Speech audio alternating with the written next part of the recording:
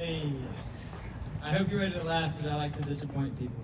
Alright.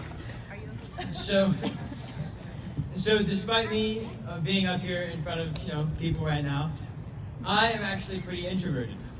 And it's not that I don't like people. People are fine, I guess. They're fine.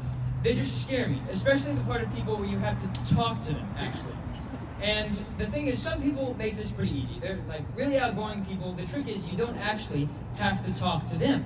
You can just say a word, anyone, just like hey, and they will talk to you for a long time.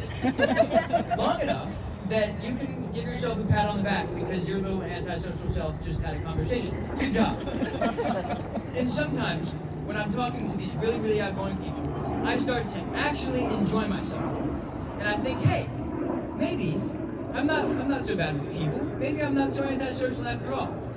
But then it's lunchtime, and I realize that perhaps I've been kidding myself. To give you a mental image of this, McCutcheon has a pretty normal-looking cafeteria. It's pretty typical. It's not too hard to picture. And there are a good number of people sitting at just about every table. It's a well-populated cafeteria, except for one table. There's one table in the whole cafeteria that has just one guy sitting at it. I'm sure you can see where this is going. It's me. I'm the guy. It's my table. I sit alone. It's great. It's a choice, and I love it. I wouldn't have it any other way. It's my little domain that I have to myself. I rule over my table like a king over his peasants. Except there are no peasants. That's actually kind of an important part of it. But I used to act. It hasn't always been this way. I used to sit with other people, which I know it's ludicrous. But I had to listen to them, or pretend to listen to them. And I had to talk to them sometimes. It was awful. I hated it. And there was always this one table over here that was often empty. Not always, but often. And it was so alluring to me. I would look over at it, and every time I looked over, it was like a beam of light from heaven was shining down on it. Choirs were singing. And one day, I got tired of my table, and I was like, all right, I'm done with this. I'm ditching these idiots. I'm going over there. So I did, and I have not gone back since. That was a great choice, sticking with it.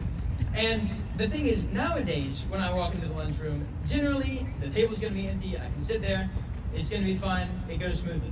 But it hasn't always been that way. At the beginning, I really had to fight for my table.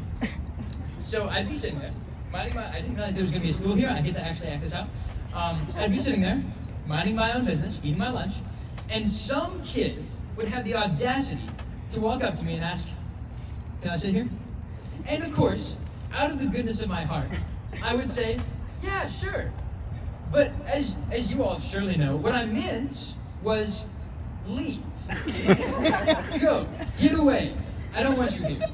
But turns out they don't have the same social prowess as you and I. So they just sat down. I don't know what their deal is. And the thing is, since then, though, I've begun to develop this aura of hostility that just pushes people away. It's like a bubble, and it keeps everyone out. It's great, and it's done some crazy things. So the lunch line used to have to practically cut through my table. It's a very inconveniently placed table. It's here. The lunch line starts here and has to get here. So it goes around it like this. And people used to get way, way up in the table's business. I don't know why they felt the need to do this. But they'd be like, right up here, right next to it.